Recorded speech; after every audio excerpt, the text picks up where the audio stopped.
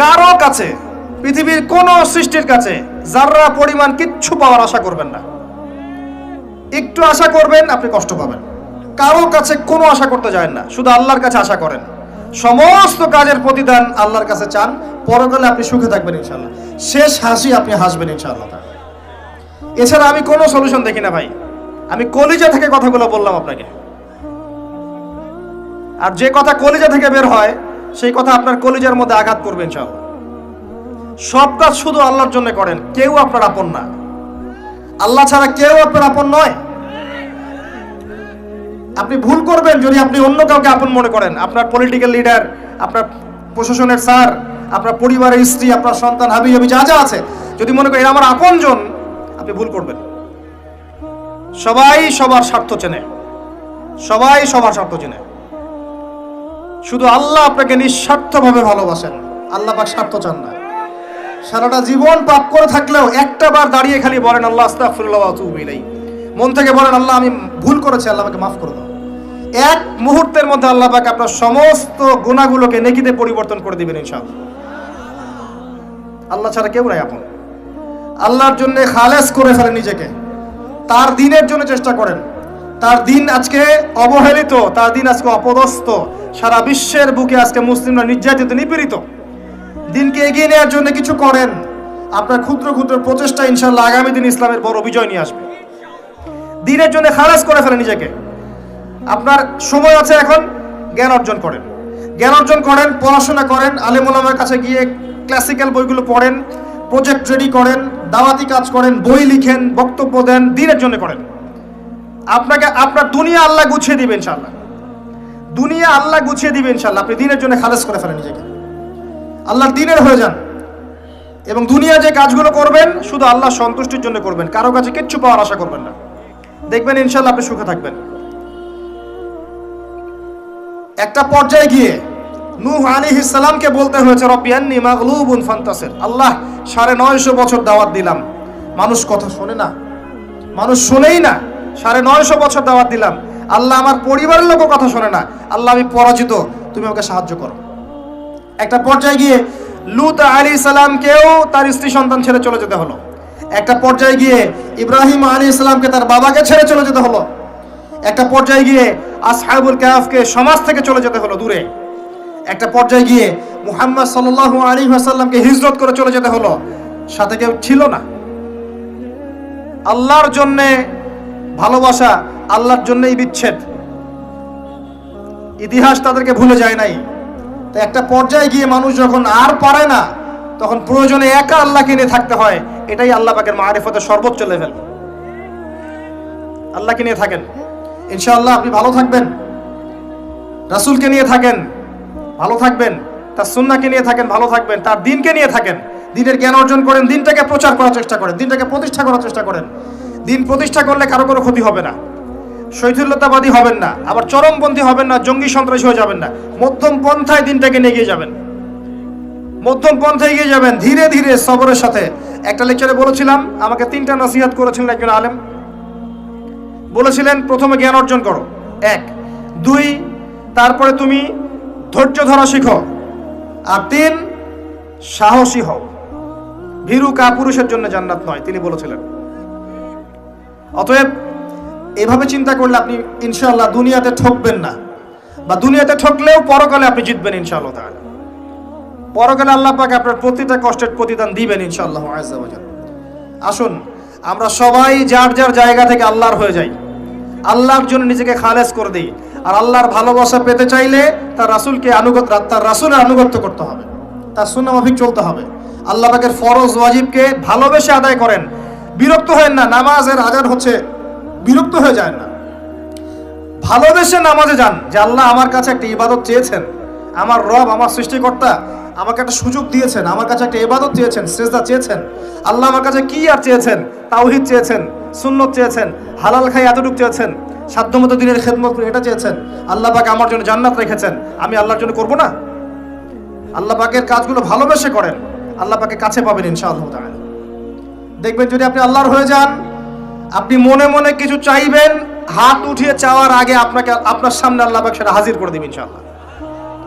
বিশ্বাস হচ্ছে না আপনার কথা, আমার কথা? আমার জীবনে শত শতবার এই ঘটনা ঘটেছে। মনে মনে চিন্তা করছি যে এটা দরকার, এটা হলে ভালো হতো, এমনকি এমনও চিন্তা করছি এটা খেতে ইচ্ছা করছে, সামনে গিয়ে দেখে হাজির। একটা কথা আমি মিথ্যা বানিয়ে বলছি না, আল্লাহর কসম। এমনও হয়েছে যে আমি মনে মনে চিন্তা করেছি যে এটা খেতে ইচ্ছা করছে, খেতে পারলে ভালো লাগতো। যেখানে গিয়েছি দেখি সেই বাড়ির মালিক সেটা সার্ভ করেছে। এমন একটা ঘটনা আপনাকে বলি যে আমি এক জায়গায় যাচ্ছি, জিজ্ঞাসা করছি যে কি রান্না করছো, বলছে খিচুড়ি রান্না করছে। ঠিক আছে, খুব খুশি, খিচুড়ি খাবো বাসায় গিয়ে। কোনো একটা কারণে রাস্তায় আমার একটা বিপদ হলো। বিপদ হওয়ার পরে আমি বাসায় যেতে পারলাম না, কোনো একটা জায়গায় আমাকে থাকতে হলো অল্প সময়। সেখানে আমার পরিচিত তিনি ভাই, সে আমাকে বলছে কিছু খেয়ে নেন। ঠিক আছে, কি আছে নিয়ে আসেন। খাবার নিয়ে আসা হলো, দেখলাম খিচুড়ি। কথা কি বুঝতে পারছেন? দেখে আমার চোখ দিয়ে এক ফোঁটা পানি পড়লো খাবারের উপরে। যে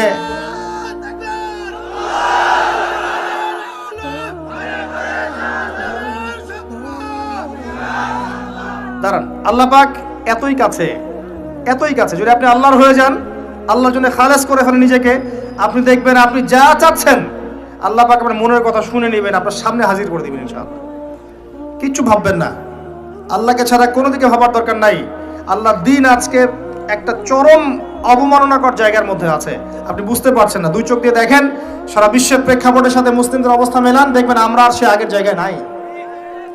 আমাদের অবস্থা এখন ভালো নয়, প্রত্যেকটা দিক থেকেই ভালো নয়। ধর্মের ক্ষেত্রে না, ইকোনমিক্সে না, পলিটিক্সে না, জিও পলিটিক্সে না, সোশ্যালি না, সংস্কৃতিতে না, কোনো ক্ষেত্রেই নাই। আমরা সে আগের জায়গায় নাই এখন আর। এই জায়গায় রিগেইন করতে হলে আমাদেরকে বেসিক কাজগুলো করতে হবে। আবার নামাজি হতে হবে, আমাদেরকে আবার রোজা রাখতে হবে, আবার দিনের খেদমতের চেষ্টা করতে হবে, কোরআন শিখতে হবে, আবারও সুন্নায় ফিরে আসতে হবে। ইনশাআল্লাহ তাআলা দেখবেন আস্তে আস্তে আস্তে আস্তে এমন প্রজন্ম গড়ে উঠবে যারা ইসলামের পতাকা নিয়ে সামনে এগিয়ে যাবে ইনশাআল্লাহ। আসেন, আপনাকে আমি পারিবারিক বিষয়গুলো আর বেশি বলতে চাচ্ছি না আজকে। আর একদিন ইনশাআল্লাহ আমি টোটাল লেকচারটাই আদর্শ ইসলামিক পরিবার এবং সমকালীন ফিতনাগুলোর উপর দিব ইনশাআল্লাহ। সামনে যান, ফিতনা আপনার অর্থনীতির মধ্যেও আছে। খুব কম মানুষ আছে আমাদের এখানে যারা অর্থনৈতিক জীবনে হালাল খাচ্ছে, ম্যাক্সিমাম সুদ খাচ্ছে। অনেকেই ঘুষ খাচ্ছি আমরা, অনেকেই দুর্নীতি করছি, অনেকে ঠকবাজি করছি, অনেকে মানুষের হক নষ্ট করছি, করছি না? কারো রিজিকে যদি একটা টাকা এরকম হারাম চলে আসে, এই রিজিক দিয়ে আল্লাহর ইবাদত করলে ইবাদত কবুল হবে না। খুব সাবধান। নবীজি আগেই বলেছিলেন সাল্লাল্লাহু আলাইহি ওয়াসাল্লাম, যে সুদ খায়, যে সুদ দেয়, যে সাক্ষী থাকে, যে লিখে রাখে, সবাই সমান অপরাধী। দিব্যি আমরা খাচ্ছি। নবীজি বলেছিলেন সাল্লাল্লাহু আলাইহি ওয়াসাল্লাম, যেটা মায়ের সাথে জেনা করার মতো অপরাধ এবং আল্লাহ এবং তার রাসূলের সাথে যুদ্ধ করার মতো অপরাধ, দিব্যি আমরা খাচ্ছি, দিব্যি খাচ্ছি, পরোয়াই নাই কোনো। এক দিরহাম সুদ খেলে নবীজি বলেছেন সাল্লাল্লাহু আলাইহি ওয়াসাল্লাম 36 বার জেনার পাপ হয়, 36 বার। দিব্যি খাচ্ছি, কোনো পরোয়া নাই। তবে আলহামদুলিল্লাহ এখন এই কথাগুলো শুনে অনেক মানুষ সুদি কারবার থেকে সরে এসেছেন, আমি জানি। আমি দোয়া করি মন থেকে আল্লাহ পাক তাদেরকে বেহিসাব রিজিক দান করুন। রিজিকের মালিক কে ভাই? আমি যদি মনে করি যে আমি সুদি কারবার না ছাড়লে আমার রিজিক কমে যাবে, তাহলে আমি মনে করছি রিজিকের মালিক আমি নিজেই, তাই নয় কি? আল্লাহর উপর তাওয়াক্কুল করে ছেড়ে দিয়ে দেখেন, আল্লাহ পাক আপনার জন্য আসমান জমিনের বরকতের দরজা খুলে দেবেন ইনশাআল্লাহ। বিশ্বাস করছেন না আমার কথা? রিজিক কার হাতে? সমুদ্রের নিচে কোটি কোটি মাখলুক আছে, কে খাওয়ায়? এই জমিনের উপরে কোটি কোটি কীটপতঙ্গ আছে, কে খাওয়ায়? আপনি কি 10টা হাতির দায়িত্ব নিতে পারবেন? এই শত শত হাতিকে কে খাওয়ায়? গবাদি পশুকে কে খাওয়ায়? জীবজন্তুকে কে খাওয়ায়? এই পৃথিবীতে কোনো মানুষ না খেয়ে মারা যেত না যদি তারা আল্লাহর বিধান অনুযায়ী অর্থনৈতিক জীবন পরিচালিত করত। যদি ওরা সুদ না খেত, সুদ খাওয়ার পর রিজিক কমে গেছে, আর তারা যদি যাকাতটা ঠিক মতো দিত, তাহলে দেখতেন দারিদ্রতা বলে কিছু থাকতো না। ধনী গরিব থাকতো, কিন্তু সবাই একটা সাম্যাবস্থায় থাকতো, কেউ একেবারে নিষ্পেষিত হতো না। কারণ যাকাত এবং ব্যবসার মধ্য দিয়ে টাকা পয়সা ঘুরতে থাকে, এক হাত থেকে আরেক হাতে যেতে থাকে। আর রিবার মধ্য দিয়ে টাকা পয়সা এক শ্রেণীর মানুষের হাতে চলে যায়, ধনীদের হাতে চলে যায়, আর গরিবরা আস্তে আস্তে দারিদ্রতার অতল তলে যেতে থাকে। আপনার অর্থনৈতিক জীবন ঠিক নাই, দেখবেন এখানে ফিতনার শেষ নাই। অন্যদিকে আসেন, আপনি সামাজিকভাবে দেখেন, সামাজিক জীবনে ফিতনার শেষ নাই। খেয়াল করে দেখেন আত্মীয়তার সম্পর্কগুলো নষ্ট হয়ে যাচ্ছে। খেয়াল করে দেখেন এখন টাকার জন্য সন্তান বাবাকে হত্যা করে, সন্তান মাকে হত্যা করে, ভাই ভাইকে হত্যা করে, বোন বোনকেও হত্যা করছে। প্রতিবেশীর হক আমরা দিতে পারছি না, আত্মীয়তার হক দিতে পারছি না, জমি নিয়ে দ্বন্দ্ব, বাড়ির সীমানা নিয়ে দ্বন্দ্ব, ব্যবসা নিয়ে দ্বন্দ্ব, দ্বন্দ্বের শেষ নাই। এটা সোশ্যাল জীবনে হচ্ছে। আবার ইকোনমিক সেকশনে এমনও হচ্ছে, ব্যবসা করছি হালাল মনে করে, এখানে সুযোগ বুঝে সিন্ডিকেট করছি, মজুতদারি করছি, ইচ্ছা করে দাম বাড়িয়ে দিচ্ছি, মানুষকে বিব্রত করছি, গভর্নমেন্টকে বিব্রত করছি। এগুলো আমরা কৃত্রিম সংকট তৈরি করছি, মাপে কম দিচ্ছি, ব্যবসা করছি মাপে কম দিচ্ছি। অমুসলিম ব্যবসা করছে মাপে সঠিক দিচ্ছে, অমুসলিম ব্যবসা করছে মাপে সঠিক দিচ্ছে। অমুসলিম ব্যবসায়ী সিন্ডিকেট করছে না, একজন হিন্দু ব্যবসায়ী আল্লাহ পাক তাকে হেদায়েত করুক, সে মাপে কম দিচ্ছে না, সিন্ডিকেট করছে না, কৃত্রিম সংকট তৈরি করছে না, মুসলিমরা করছে। রমজান মাসকে কেন্দ্র করে মুসলিমরা ব্যবসা করে নিচ্ছে, সুবহানাল্লাহ। আর মানুষ সামান্য নিত্য প্রয়োজনীয় দ্রব্যের জন্য ট্রাকের পিছনে দৌড় দিচ্ছে। কি একটা দৃশ্য, সুবহানাল্লাহ। এর ফলাফল আপনি পাবেন, মানুষের হক নষ্ট করার ফলাফল পাবেন। কিয়ামতের মাঠে এর বিচার না করে আল্লাহ পাক ছাড়বেন না। এত সহজ না কোনো কিছু। আল্লাহ পাক কিয়ামতের মাঠ রেখেছেন, রাখার দরকার ছিল, না হলে কোনো জালেমের বিচার হতো না। যত জালেম এই পৃথিবীতে পার পেয়ে গেছে, কিয়ামতের মাঠে কেউ পার পাবে না। এই জন্য আল্লাহ পাক কিয়ামতের মাঠ রেখেছেন, এবং এটা রাখা উচিত ছিল। আল্লাহ পাক শুধু গফুর রহিম নন, আল্লাহ পাক হচ্ছেন আদেল, ন্যায় বিচারক। আল্লাহ পাকের আদালত আছে। সোশ্যাল লাইফে আরো দেখবেন, যুব সমাজকে তাকাবেন, দেখবেন ম্যাক্সিমাম যুবক এখন মাদকের সাথে সম্পৃক্ত। মাদক বলতে আমি সিগারেটকেও বুঝিয়েছি। কয়টা ছেলে পাবেন স্মোক করে না?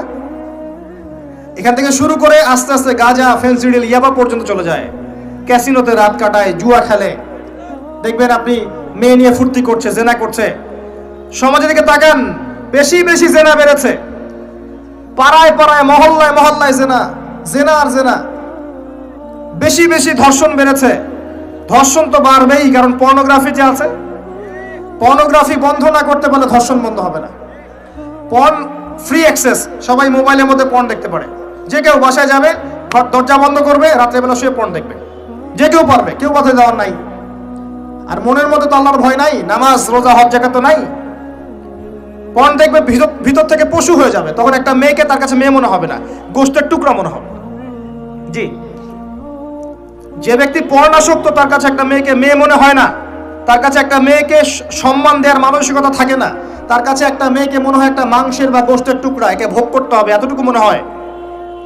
একটা বাচ্চা মেয়েকে সে আদর করে কোলে নিতে পারবে না, তার কাছে মনে হবে এই মেয়েটাকেও পেলে ধর্ষণ করে ফেলবো।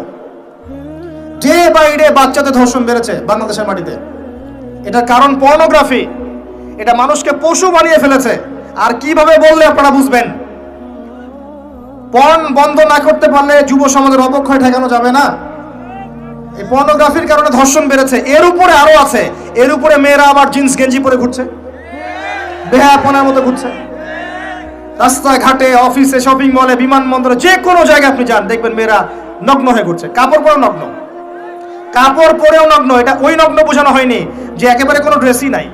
নবীজি বলেছেন নিসাউন কাসিয়াতুন আরিয়া, এমন এক শ্রেণী মহিলা আসবে যারা কাপড় পরেও নগ্ন থাকবে। এর ব্যাখ্যা আমাকে করার দরকার নাই আপনার সামনে, আপনি জানেন ভালো করে ব্যাখ্যা কি। কাপড় পরে নগ্ন থাকবে, এগুলো ছড়িয়ে দিচ্ছি, এগুলোকে উস্কিয়েও দিচ্ছি। এবং যখন কেউ পর্দা করতে যাচ্ছে বলছি এ মৌলবাদী হয়ে গেছে, সন্ত্রাসী হয়ে গেছে, এ ব্যাকডেটেড হয়ে গেছে, বোরখা পরে পরীক্ষা দিতে আসছে কেন, নেকাব খোলো, এরকম করছি আমরা ওর সাথে। জি, আবার মেয়ে ছেলে ফ্রি মিক্সিং দিয়ে দিচ্ছি। ছেলে মেয়ে স্কুল লাইফ থেকে শুরু করে একদম জব সেকশন পর্যন্ত প্রতিটা সেকশনে ফ্রি মিক্সিং পর্যন্ত। গায়রে মাহরাম একে অপরের সাথে মিলেমিশে কাজ করবে। এটা হচ্ছে কাঁধে কাঁধ মিলিয়ে সমাজ বিনির্মাণ। সুবহানাল্লাহ, লা ইলাহা ইল্লাল্লাহ, লা হাওলা ওয়ালা কুওয়াতা ইল্লা বিল্লাহ। এতে করে একে পর্নোগ্রাফি, ভিতর থেকে পশু, তার উপর নগ্নতা, তার উপর ফ্রি মিক্সিং, তার উপরে আবার উস্কে দেওয়া হচ্ছে এগুলো কাছে আসার গল্প। তখন আপনি সমাজে ধর্ষণ ঠেকাতে পারবেন? জিনা ঠেকাতে পারবেন? এর ফলে পরিবার ভেঙে যাবে। বাসায় বউ থাকবে, বাইরে মেয়ের সাথে জেনা করবে, বাসায় পুরুষ থাকবে, বাইরে পুরুষের সাথে করবে। এই হলো সামাজিক কাঠামোর অবস্থা। এর উপরে আবার আছে মাদক, এর উপরে আবার আছে আপনার বস্তুবাদী জীবন ব্যবস্থা। সব মিলিয়ে সমাজটার আগের মতো নাই। এটা ইসলামিক সমাজ। আমরা 90% মুসলিমের দেশে বাস করি, এটা ইসলামিক সমাজ। দুই চোখ দিয়ে দেখেন, আমি আপনাকে এক চোখ দিয়ে দেখতে বলছি না। এক চোখ দিয়ে দেখলে মনে হবে সব ঠিক আছে, ভিতর থেকে দেখেন কিচ্ছু ঠিক নাই।